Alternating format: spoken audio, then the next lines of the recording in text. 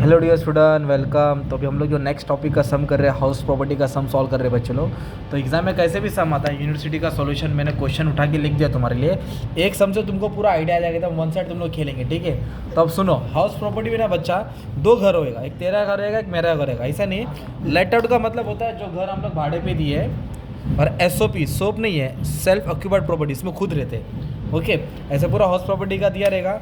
फिर other information में other source दिया, पेड बोलता है, डिडक्शन होता है। तो सम सॉल्व करने से पहले फॉर्मेट याद करना पड़ता है। फॉर्मेट को बेंच में नहीं लिखने का, याद करने का। टीचर पकड़ेगी, कीटी देगी ऑल सब्जेक्ट में। ओके, अब सुनो, इनकम फ्रॉम हाउस प्रॉपर्टी। तो इनकम फ्रॉम हाउस प्रॉपर्टी में दो चीज़ को सॉल्व करेंगे। पहले लिखेंगे एसओपी, फिर लिखेंगे एलओपी। एलओपी बोले तो लॉलीपॉप नहीं है, okay. Late out property, late out property जो भाड़े पे दी है।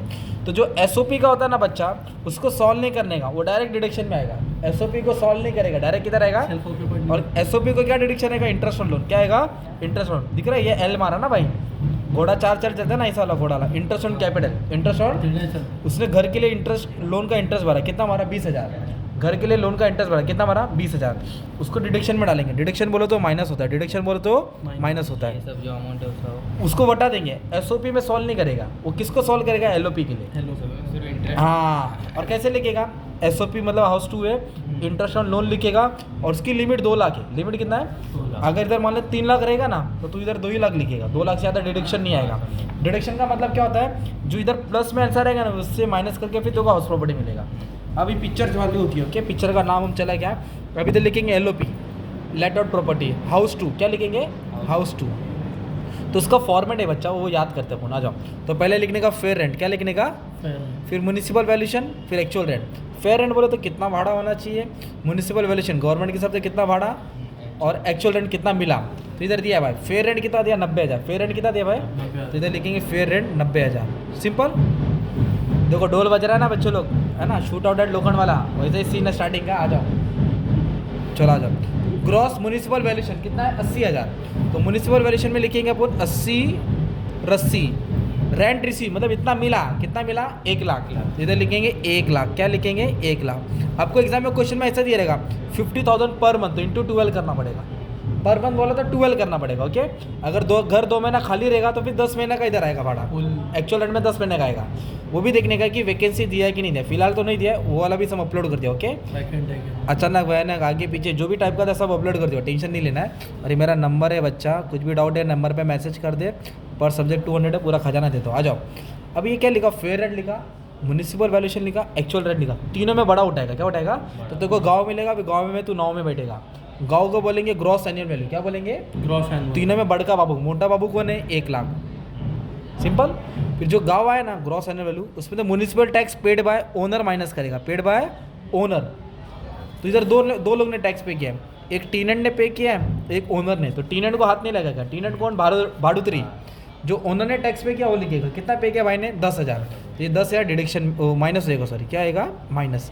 तो जो तीनों में से बड़ा उठाया था अपन ने 1 लाख, उसमें तो municipal tax paid by owner minus करेंगे, तो अपने को मिलेगा 90,000। उसको बोलेंगे नाउ, क्या बोलेंगे, gross annual value, net annual value. Gross annual value, now तक समझा। फिर जैसे इधर एक डिडक्शन आया था ना भाई, इंटरेस्ट ऑन लोन, इधर 2 डिडक्शन आएगा। कितना आएगा, 2। तो पहले यही डिडक्शन लिखने का। क्या लिखने का भाई, इंटरेस्ट ऑन लोन। क्या लिखेंगे, और एक आएगा स्टैंडर्ड डिडक्शन। आप लोग ने सैलरी किया था, उधर 50,000 था ना भाई, इधर 30% आएगा। क्या आएगा, तो interest on loan let out, कितना इंटरेस्ट दिया, 20,000। इधर नो लिमिट, इधर कितना भी आएगा माइनस कर देने का। एसओपी का 2 लाख लिमिट है, एसओपी का, एलओपी का कोई लिमिट नहीं है। और एक क्या डिडक्शन है दोस्त, एसओपी का ऊपर लेना है, एलओपी का नीचे लेना है। और इधर क्या है, और एक डिडक्शन 30% निकालेंगे। किसका, 30% एनएमई का।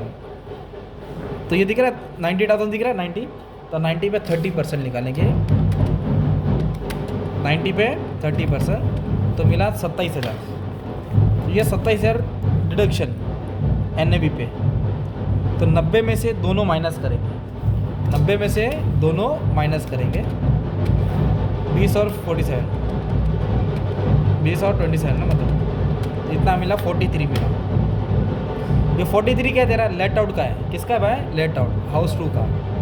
पर ये तो माइनस में ना, हाउस 2, ये मतलब एलओपी एसओपी। तो एलओपी में से एसओपी क्या करेगा, माइनस करेगा। 43 में से 20 गया, तो ये 23,000 आया। ये 23,000, इस पेयर को क्या नाम दो, इनकम फ्रॉम हाउस प्रॉपर्टी। तो तेरा दो हो गया ना दोस्त, एसओपी सॉल्व किया और एलओपी सॉल्व किया। एसओपी का डायरेक्ट डिडक्शन में डाला, अंडर सेक्शन उसका वो था 24, और एलओपी को सॉल्व किया, fair rent, municipal valuation, actual rent, तीनों में बड़ा उठाया, म्यूनिसिपल टैक्स पेड पर ओनर माइनस किया, एनएवी आया, फिर इस पर स्टैंडर्ड डिडक्शन 30% और इंटरेस्ट और लोन गिवन था, दोनों को माइनस करके आया, ये प्लस ये माइनस, ये ऐड होएगा और ये क्या आएगा, माइनस होएगा। फिर इधर बोला अदर सोर्स, क्या बोला है, देखो ना रिसीव बोला है, रिसीव मतलब पैसा आया, तो कहाँ से पैसा आया, इंटरेस्ट ऑन डिबेंचर। तो पहले नाम कॉपी करता हूँ, एक इंटरेस्ट ऑन डिबेंचर है, एक आया डिविडेंड आया, क्या है भाई, डिविडेंड है, कहाँ से डिविडेंड है, यूटीआई, यूनिट ट्रस्ट, किधर से भी आया बटा, एक गिफ्ट मिला, क्या मिला, गिफ्ट मिला, किससे, किसने गिफ्ट दिया, माँ ने, और एक शेयर ऑफ प्रॉफिट, क्या है, शेयर ऑफ प्रॉफिट, प्रॉफिट कहाँ से प्रॉफिट है, पार्टनरशिप, कहाँ से प्रॉफिट है। अभी इधर से आपको लॉजिक लगाने का, अपना दिमाग लगाने का है। अभी इंटरेस्ट लोन इधर है, तू फोन पे बात कर रहा था बंटी, हाँ तो ये ना 20,000, अच्छा दिया ना, घर से थोड़ी लाया।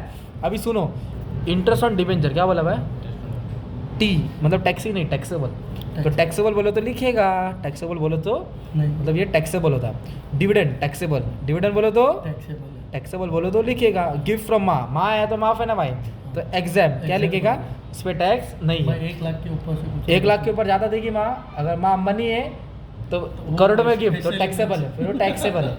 1 लाख के ऊपर है, हाँ 1 लाख के ऊपर है, गवर्नमेंट भी चैप्टर है ना भाई, नहीं तो माँ करोड़ों का गिफ्ट देगी, टैक्स बचाएगी ना भाई, ऐसा रहता है। अभी share of profit from partnership, partnership का प्रॉफिट एग्जाम्प्ट है, क्या सुना, पार्टनरशिप का प्रॉफिट पे टैक्स लगता नहीं है, तो 2 टैक्सेबल मिला, 2 माफ मिला, तो टोटल कितना पैसा है भाई, 25, 25, 25, 50, समझा 25 का क्या है, उसको बोलेंगे अदर सोर्स, क्या बोलेंगे, ये हाउस प्रॉपर्टी।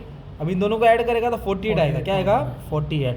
तो ये है ए फॉर एप्पल मतलब house property, B for other source, A और बी को ऐड करेगा सी बोला तो टोटल इनकम कितना हो गया 48। फिर आएगा deduction under chapter 6A, deduction under chapter 6A लिखने का, अंडर सेक्शन 80। डिडक्शन कैसे पहचानेगा, कोई भी पेड वर्ड रहेगा, इन्वेस्टेड वर्ड रहेगा, डिपॉजिटेड रहेगा, लास्ट में लिखा रहेगा कंट्रीब्यूशन। तो इधर भरा, किधर भरा, LIC के लिए भरा, कितना भरा 25,000। तो जो LIC का पैसा वो डिडक्शन में आता है ना भाई 80CCC, LIC किधर आएगा 80CCC, तो लिखेंगे 80CCC LIC प्लान कितना है 25, ये एक डिडक्शन मिला। और उसने 50,000 भरा, कितना भरा 50,000, सॉरी ये 5,000 है, सॉरी 5 ले ले, चलो 5। ही डिपॉजिटेड 5,000 इन PPF, पब्लिक प्रोविडेंट फंड, क्या है, तो पब्लिक प्रोविडेंट फंड भी जो भी कंट्रीब्यूशन होता है वो 80C में डिडक्शन में आएगा, किधर आएगा पब्लिक प्रोविडेंट फंड 80C में आएगा। तो PPF तो 2 डिडक्शन मिला, कुल मिला के कितना हो गया 30। डिडक्शन बोले तो ड बोले तो डिस्काउंट बोले तो कम करना, इसमें तो इसको माइनस कर, 18,000, तो 18,000 पे टैक्स लगेगा, किस पे लगेगा 18,000। ये हो गया एक सवाल, ये था क्वेश्चन। अभी जो मैंने स्क्रीन पे फोटो लगा ना वो भी सब ऐसे ही तुम लोग सॉल्व करने का है। ओके, पहले टेबल को सॉल्व करो, अदर सोर्स नीचे आएगा कि डिडक्शन नीचे आएगा ना, इस तरह पोस्टिंग करेगा तुम्हारा काम क्या हो जाएगा, आसान हो जाएगा। ठीक है, thank you very much and all the best for exam, love you all.